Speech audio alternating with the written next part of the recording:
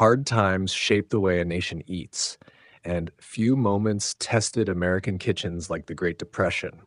Families faced bare cupboards, shrinking paychecks, and rising uncertainty, yet meals still needed to appear on the table.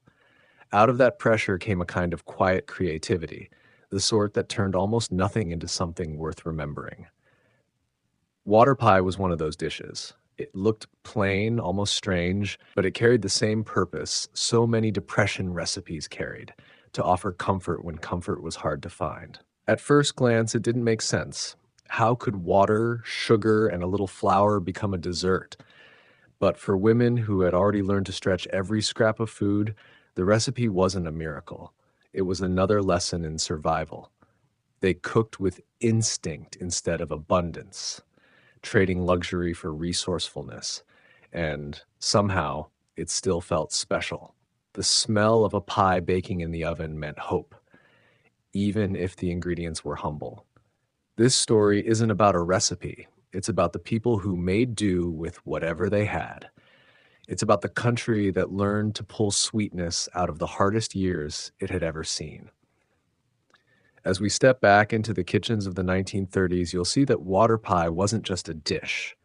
It was a symbol of grit, imagination, and the belief that better days would come. Let's look at the forgotten world that shaped it and the small choices that turned a pot of water into the taste of home.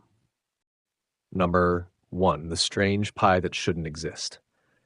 If you've ever opened an old family cookbook and found a recipe that made you stop and whisper, "How did this ever work?" then you already understand the magic behind Depression-era water pie. It wasn't supposed to be possible. A pie made from water, sugar, and a handful of pantry scraps shouldn't have held together, shouldn't have tasted comforting, and definitely shouldn't have earned a place on the American table. But somehow, in the toughest years of the 1930s, it did. To understand why this odd little dessert mattered, you have to picture the country at the time. Dust storms blowing over fields, men waiting in lines that seemed to never move, families stretching whatever they had across days that felt longer than they should. Many households lived without steady pay, and the ingredients that once seemed ordinary, cream, eggs, fruit, turned into luxuries. Kitchens became places of improvisation. Food wasn't about variety, it was about making something warm and familiar when nothing outside felt steady. The recipe itself came out of this environment. Take a cup of water, add sugar, stir in a bit of flour for body, set a pat of butter on top and let the oven do the rest. It felt more like a trick than a dessert, but that was the point. The people who made it weren't trying to impress anyone. They were trying to keep a little sweetness in the house at a time when sweetness was hard to find. Water pie became popular for reasons bigger than its ingredient list.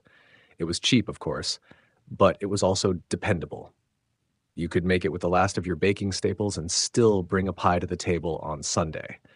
There was a quiet dignity in that. For many women who ran the household, keeping dessert in the rotation meant keeping a sense of normalcy.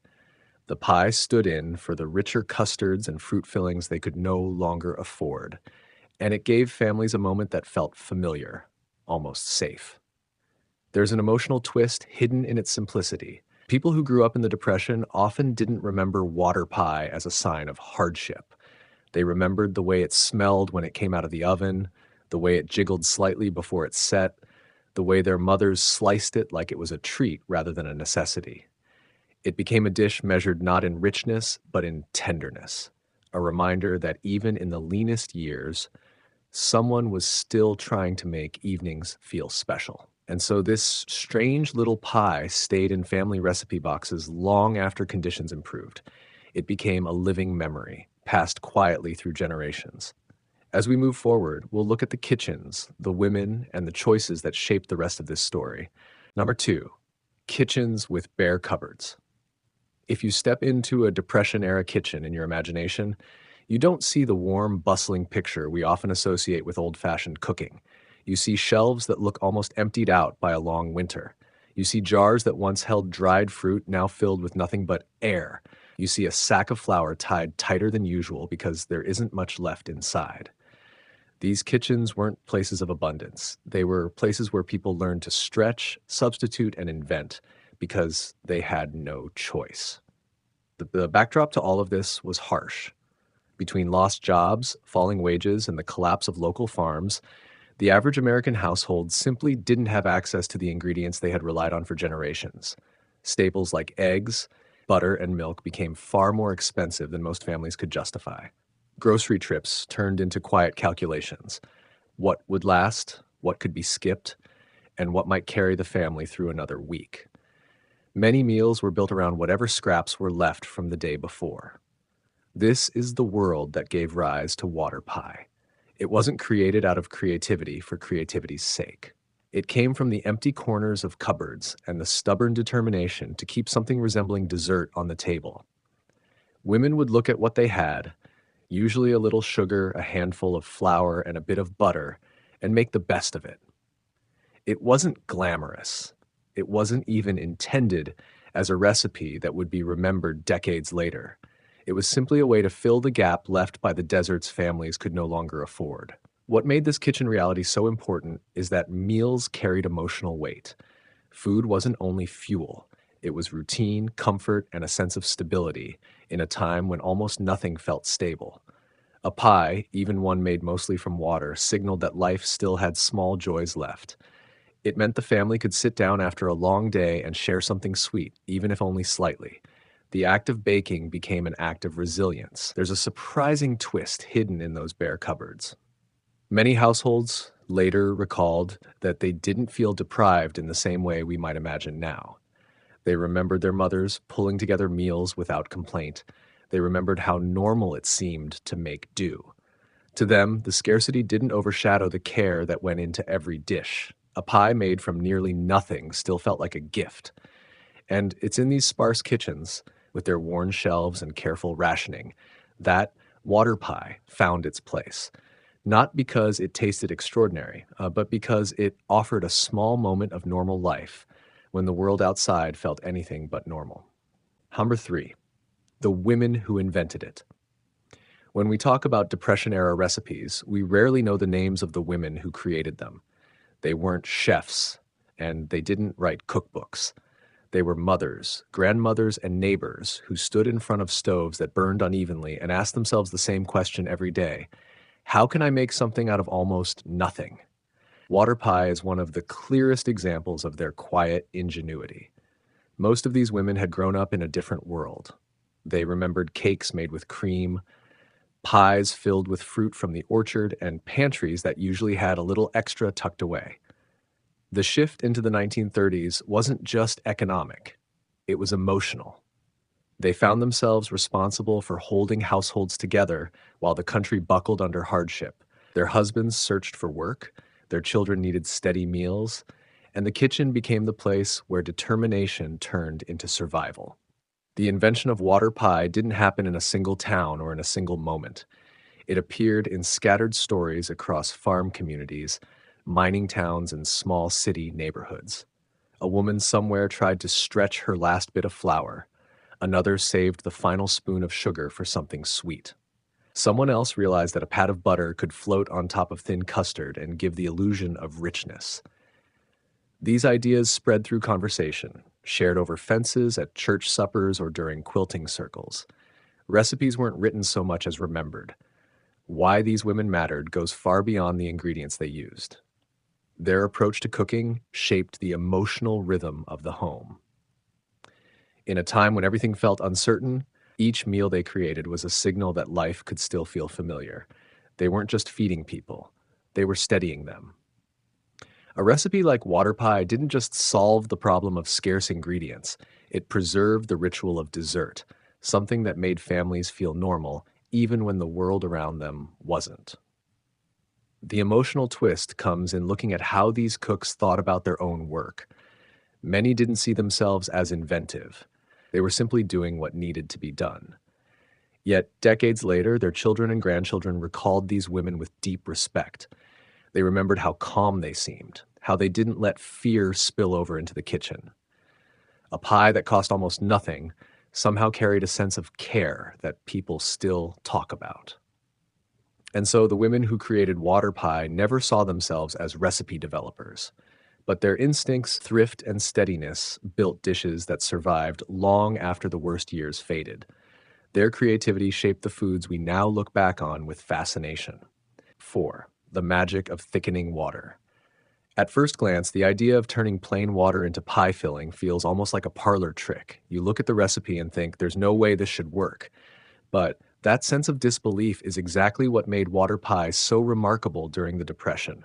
Families didn't have cream or eggs or fruit, but they did have one cheap ingredient that could stretch almost anything: flour. And with a little sugar and the slow, steady heat of an old oven, it could turn thin liquid into something that felt surprisingly close to custard. To understand how this worked, you have to picture the kitchens of the time. No digital thermometers, no perfectly calibrated ovens, just cast iron stoves and wood-fired heat that rose and fell depending on the weather, off the fuel, and the cook's instinct. Women who made water pie learned to trust what they could see and feel. They knew the moment the flour began to suspend in the mixture. They recognized when the sugar dissolved just enough to keep the texture smooth. They didn't need exact measurements. They needed intuition. The science behind it is simple, but the story behind it is not. Flour contains starch. When it heats slowly in water, those starches swell and thicken. Add sugar for sweetness and a pat of butter for richness, and suddenly something that started as a thin mixture begins to take shape. It doesn't turn into a firm custard like the pies of wealthier days. Instead, it becomes soft, glossy, and just stable enough to slice. For families who hadn't tasted a proper dessert in months, that small miracle mattered. Why this step became so important has a lot to do with perception. Thickening water might sound unremarkable now, but in the 1930s, it represented resourcefulness at its highest level. It allowed mothers to offer their families a dessert that looked familiar, a pie that could cool on the windowsill, a dish that could sit on the table beside a stew or a pot of beans and make the meal feel complete. Even if the filling was thin or wobbly, it still carried the shape and ceremony of something more luxurious. Here's the emotional twist. Many people who ate water pie growing up didn't realize how little went into it. They remembered it as the pie mom always made, or that sweet slice we had on Sundays. They didn't know the filling came from water because their mothers never made a point of mentioning it. The illusion was part of the kindness. These women weren't trying to fool their families. They were preserving dignity in the only ways they could. The ability to thicken water into dessert became one of the quiet triumphs of the Depression kitchen. It was proof that even the simplest ingredients could become something meaningful. Number 5. Why butter became precious. To understand the story of water pie, you have to understand the quiet power held by a single pat of butter during the Depression. Today, butter comes in neat sticks wrapped in paper, something we toss into pans without much thought. But in the 1930s, it was one of the most carefully guarded ingredients in the kitchen. Every spoonful, every slice, and every scrap mattered. Families rationed it the same way they rationed hope: slowly, carefully, and with a sense of responsibility. Butter had always been important in American cooking, but during the Depression it became a luxury. Many families didn't have cows anymore. Some couldn't afford the feed. Others lived in towns where dairy wasn't easy to come by at all. A pound of butter cost more than many households could spare, and when money was tight, cooks learned to stretch the little they had across an entire week. That meant using it sparingly, saving it for dishes where it made the most difference. This is where water pie stood out. The recipe itself didn't need much, just a thin pat placed on top of the filling right before the pan went into the oven. When the heat rose, that tiny square melted slowly, drifting across the surface like a golden blanket. It didn't create richness in the traditional sense, but it created the impression of it. The butter gave the pie a soft sheen and a hint of flavor that lifted the entire dish. For families who rarely tasted anything close to a dessert, that small touch mattered more than anyone would guess. The emotional weight of this choice is what made the butter so meaningful. Mothers often saved the last of their butter just for this step. They didn't use it on bread. They didn't melt it over vegetables. They kept it hidden, sometimes wrapped in wax paper at the back of the icebox, waiting for the moment they could turn water and flour into something comforting. That small sacrifice carried a message. Even when times were hard, there was still room for care. The twist is that children rarely understood this at the time.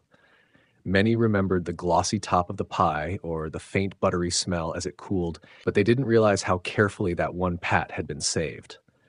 They didn't know that the butter was the most expensive ingredient on the table. It wasn't until they grew older or looked back on their family stories that they realized how much intention went into that tiny addition. Butter in the Depression wasn't just food, it was morale. It was the difference between a dessert that tasted like hardship and one that tasted like effort and affection. And that makes it one of the quiet heroes of the water pie story. Number 6, the role of the wood-fired oven. If you picture a Depression-era kitchen, you can almost feel the warmth that came from the old wood-fired oven. It wasn't the steady, predictable heat we know today. It was a living thing, hot on one side, cooler on the other, rising and falling depending on how well the fire behaved. Those ovens shaped almost every meal a family ate, and they played an unmistakable part in the story of water pie. Before electric and gas ovens became common, cooking was a matter of instinct. A woman would step close, feel the heat on her hand, and decide whether it was right for baking. She might shift the pan halfway through or open the door to let a wave of heat escape. The temperature was never exact, which meant every dessert had its own personality. Water pies baked in these ovens didn't come out identical. Some set firmly, some stayed soft, some browned more on one side than the other, and yet every variation added to the charm. The uneven heat actually worked in the pie's favor. The gentle warmth allowed the flour and sugar mixture to thicken slowly rather than seize or break. It encouraged the butter to melt in a thin, even layer that drifted into the filling. And because the oven wasn't too hot, the pie didn't curdle or separate the way a delicate custard sometimes can. In an odd way, the quirks of those old ovens made water pie better than it might have been in a perfectly controlled kitchen. Why this mattered goes beyond texture. The wood-fired oven was the heart of the home. It was where families gathered in winter, pulling chairs near the warm side. It was where children waited for cornbread, biscuits, or a pie that wobbled gently in its pan. These ovens turned the simple act of baking into a daily ritual. The sound of fire, the smell of smoke, and the glow from the stove gave the room a sense of comfort, even when the world outside felt unsettled. There's an emotional twist hidden here. Many people who grew up during the Depression didn't remember the hardship of those ovens. They remembered the warmth. They remembered the way their mothers leaned in to check the crust, the way a pie cooling on the windowsill filled the room with a soft sweetness, and the way the heat felt on cold mornings. Water pie, for them, wasn't just a lesson in thrift. It was part of a larger memory of being safe and close to home. Those wood-fired ovens left their mark on every slice of water pie. The imperfect bake, the gentle set, and the lightly browned top weren't flaws. They were signatures of a time when cooking was personal and hands-on. 7. When sugar was a stretch. For most families today, sugar is something you scoop without thinking. A cup for baking, a spoon for coffee, a little extra if something tastes bland. But during the Depression, sugar was one of the hardest ingredients to keep in steady supply. It wasn't just expensive, it was unpredictable. One week the store might have it, the next week the shelves sat empty.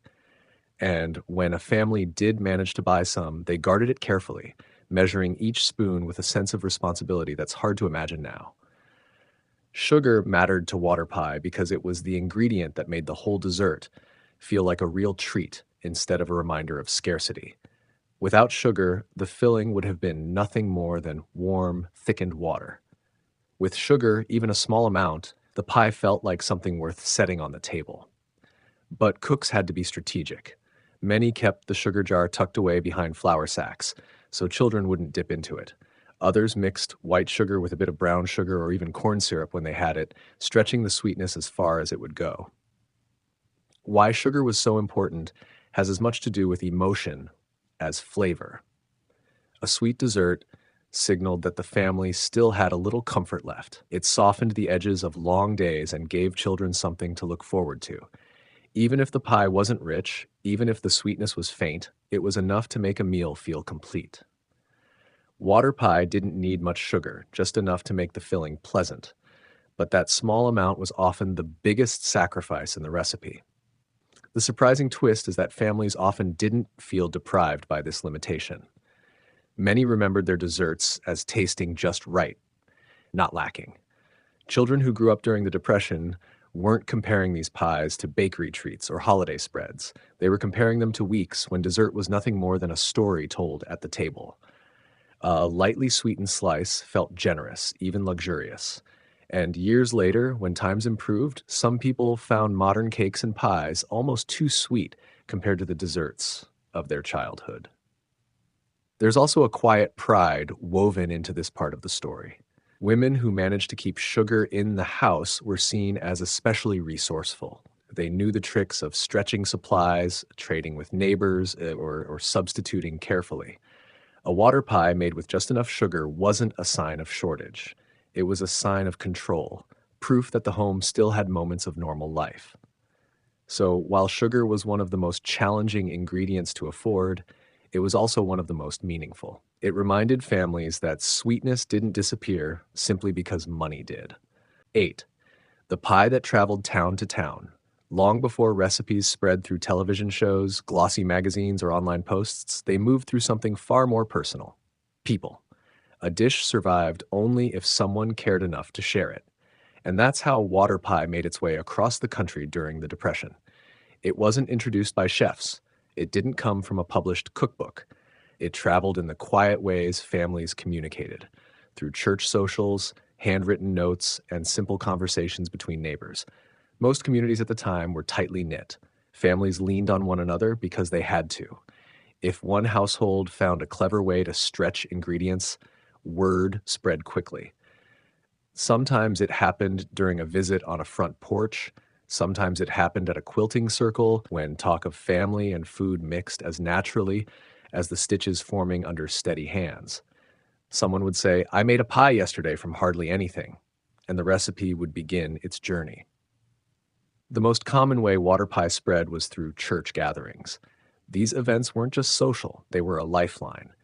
Women brought whatever they could, often something simple but heartfelt.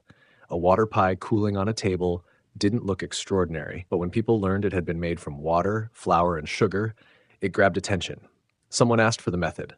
Someone else scratched it down on the back of an envelope. Before long, the recipe was moving through entire congregations, carried from one potluck to the next. Handwritten cookbooks also played a major role. Many women kept small notebooks filled with family dishes, substitutions, and tricks learned over the years. These books weren't formal. They were smudged with flour and softened at the corners from daily use. When friends visited, they often copied recipes into their own notebooks. Water pie slipped into these collections, tucked between sturdier dishes, preserved because it solved a problem no other dessert could: how to make something sweet when there was almost nothing to spare. The emotional twist comes from how people remembered these exchanges. For many, sharing recipes was a way of sharing encouragement. A water pie passed from one household to another wasn't just a solution, it was reassurance. It said, "We're all finding our way through this. Here's something that helped us." The recipe became a gesture of goodwill at a time when material help was limited. Sometimes the only thing neighbors could offer one another was knowledge. By the time the Depression began to ease, water pie had traveled far beyond the towns where it first appeared. It crossed counties, states, and regions, carried by families who kept moving in search of work. It survived because it represented something larger than thrift. It represented connection. R9. A recipe for pride, not shame. When people look back on the Depression, they often picture hardship above everything else: bare cupboards, worn shoes, quiet worry. But inside many homes, something else was taking shape: pride. Not pride in possessions, but pride in resourcefulness. And water pie became a symbol of that. It was a dessert built from the margins, yet many women guarded the recipe with the same care they gave to their finest dishes. They didn't see it as a last resort.